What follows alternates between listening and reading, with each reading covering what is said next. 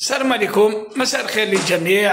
أحبتي في الله، أولا نحب نشكر جميع الإخوة وجميع اللي يساندنا ويشجعنا عبر المواقع التواصل الاجتماعي وعلى حساباتي التي أتواصل معكم بها. يعطيكم الصحة، يشرفني أني نكون يعني في خدمتكم كالعادة فيما يخص أخبار العودة عن تحاليل مباريات المنتخب الوطني الجزائري. إذن للعودة للمباراة البارحة التي جمعت المنتخب الجزائري بالمنتخب السعودي، نظن أن الاختبار كان أكثر صعوبة وأكثر يعني جدية من المنتخب أو المباراة الأولى التي لعبناها أمام زيمبابوي في مدينة جدة وتفوقنا بثلاثية مقابل هدف.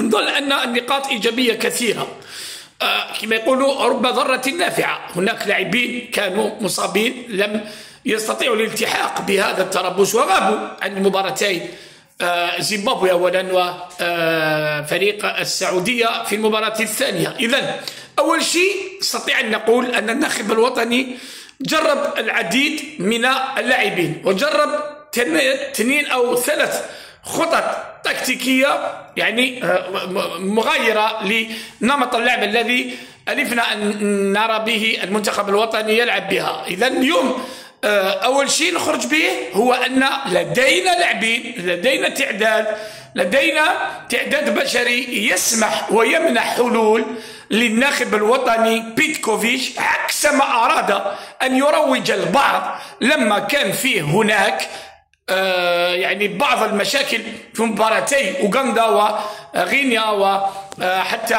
المباراة يعني التي استطعنا أن نتأهل بها في ملعب ميلود هاتفي ضد الصومال. إذن اليوم هذه إشكالية عدم وجود لاعبين من الطراز الجيد قضينا عليها وشفنا البارح يعني من الجانب التكتيكي أمام منتخب محترم السعودي أن اللاعبين لما تحسن توظيفهم، لما تكون صرامة أكثر في اللعب، نستطيع أن يعني نلعب ونستطيع أن يكون عندنا يعني فريق قادر يعني يرجع إلى يعني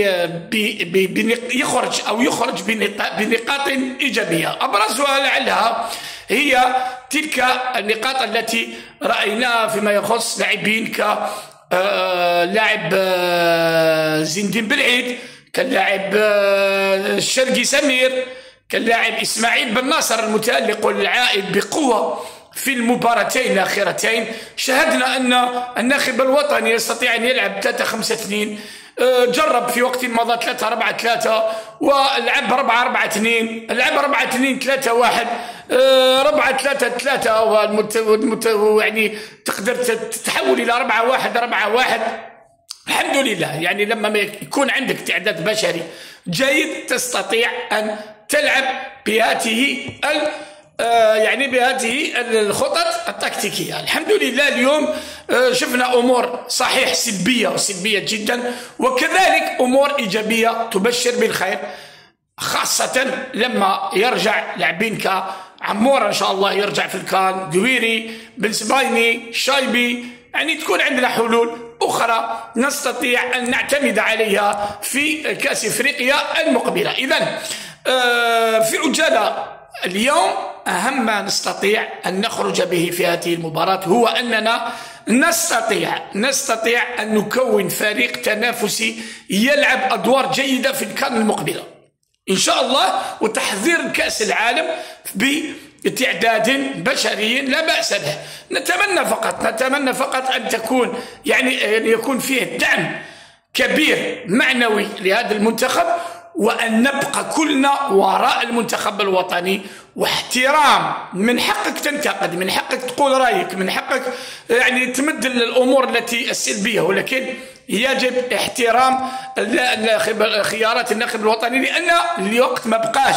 الآن نحن في الديرنيير لين دروات إن شاء الله باش نروحوا لاكان ونسيو نديروا حاجة مليحة، خاصة أن تصريحات رياض محرز لمن لم يسمعها صرح أن لو يكون عندنا بداية، لو تكون عندنا بداية قوية في الكان راح بإذن الله نروح بعيد، لأن في المغرب الظروف مناسبة، الميدان يعني الملاعب والميدان يكون في صالحنا. إذا إن شاء الله نعملوا، وإن شاء الله نكونوا كلنا وراء المنتخب الوطني، روح واحدة، منتخب واحد، وإن شاء الله ذهب بعيدا في كأس إفريقيا. أنا اليوم الجدال كبير، رياض محرز نحيه، دير حاج موسى، دير يا إخوان، نقول ونعاود، اللي يقدر يبين في الميدان.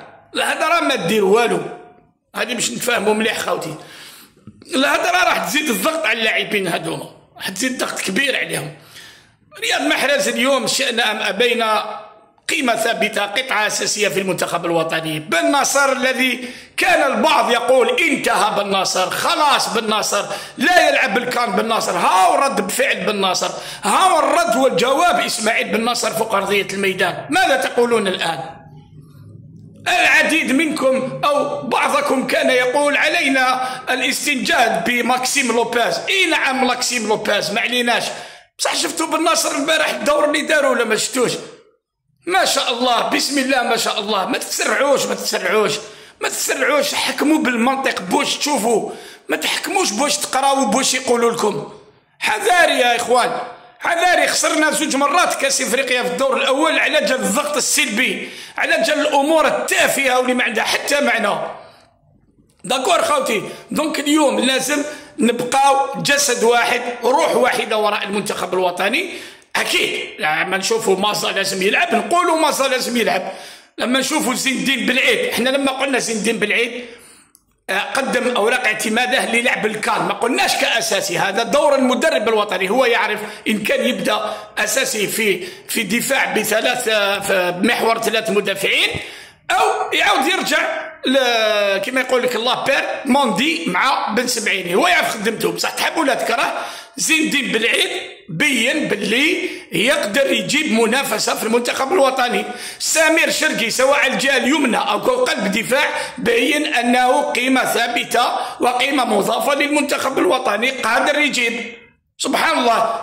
حجام وكذلك. لازم نكونوا واقعيين خاوتي، ما نحكموش بواش يقول لنا، بواش نشوفوا، باسكو احنا نعرفوا الحملات هذيك الشرسه التي دائما ما تكسر لاعب لدعم لاعب. احنا ما عندناش هذه، احنا المنتخب الوطني نقولوها ونعادوها، كلهم جزائريين وكلهم ابناء الجزائر، نحن مع الجزائر وابناء الجزائر دائما هكذا. وبربي ان شاء الله، بربي ان شاء الله لو يكون فيها تركيز وعزيمه ويكون يعني تحضير نفسي قوي قبل الكان، نقدر نقول لكم باذن الله نقدروا نروحوا بعيد.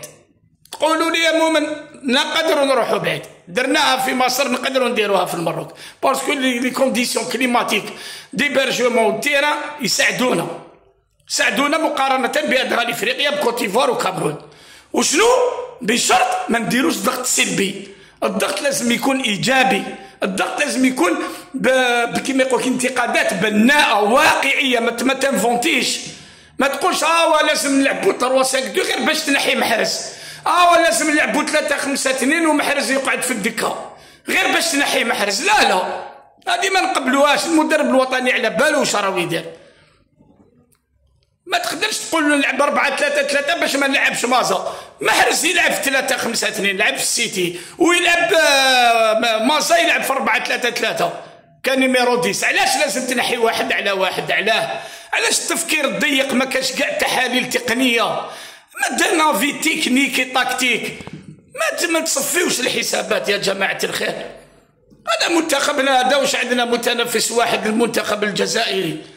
دونك من فضلكم نرفعوا شويه المستوى وندعموا منتخبنا وندعموا كل لاعبينا بدون تفرقه. اليوم زين الدين بالعيد نحكيو عليه لانه تالق، ما تقدرش تقول لي زين الدين بالعيد ما نقدروش نجيوه، لعبنا مع زيمبابوي والسعوديه وتتحدث لي على حاج موسى دار كرو ماتش مع السعوديه وتتحدث لي على مازا دار كرو ماتش مع زيمبابوي. كيف ماشي ايكيب وحده يا اخي، ماتش واحد وايكيب وحده وفي بلاد وحده، لعبنا في جده، ما كاش من هادي تقول لي لا ما نقدروش نجيجيوها على خاطرش لعبنا ضد زيمبابوي، ما نقدروش نجيجيوها لعبنا ضد السعوديه. بصح لو كان واحد اخر لعب تقول والله غير دار ماتش. لا حنا ندعموا، لما لا ان شاء الله يعاود يرجع كما دار جمال بالعمري في 2019، كما دار رفيق حليش في 2010، كما دار سعيد بالكالم في 2014. علاش لا علاش ماشي بالعيد؟ عنده الامكانيات، تحب ولا تكره، جاز بفتره فراغ مي رجع زين الدين بالعيد ان شاء الله. نتمناو ورجع، حنا لازم ندعموه، لازم نشجعوه كما نشجع كل لاعبين. هضرنا على عبد اللاوي ايوب، هضرنا على ادم عليلات، هضرنا على غزاله، هضرنا عليهم كاع ولا لا؟ عباده تاع لايس وشرف كاع هضرت عليهم كاع. ظهرت له يعني لا شونس جات لخونا زينو بالعيد، ان شاء الله يكمل فيها، وراه بين باللي يقدر يلعب سواء كوفرتور سواء في الراسيات سواء الخروج بالكره، راسو ديما مرفوع. وين تعرف ريال سونترال مليح راسو ديما مرفوع كي يعطيو له البالون. هذاك هو لا ريال سونترال اللي يخرج الكره يشوف اللعب، ما يلعبش باش شغل عطيت له بومبا يرميها، هذا يلعب كرة قدم. المهم ان شاء الله حكينا على كل شيء. حاج موسى يعطيه الصحه دار سور دي زاكسيون، بين باللي كانت عنده شويه الانانيه، حاب يبين كانه راهي ديسبيتي. ومن بعد الدقيقه 75 كي سجلنا الهدف خدا لا كونفيونس، رجع احسن. ما زال شفناه مع زيمبابوي، دخوله ما كانش سيء البارح مالغري يلعب 10 دقائق برك. مي حنا نقولوا باللي عندنا تعداد، خليونا نبنيو ان شاء الله منتخب، والاهم نروحوا نجيبوا كاس افريقيا. ما تقولوش عليا مهبول، لما لا؟ انا ديما مع المنتخب الجزائري، وديما نتفائل الخير، وباذن الله الرحمن الرحيم. ولا بدينا ملي يحكوا بدافريك نروحوا بعيد خاوتي. قولوا امين. السلام عليكم ورحمه الله.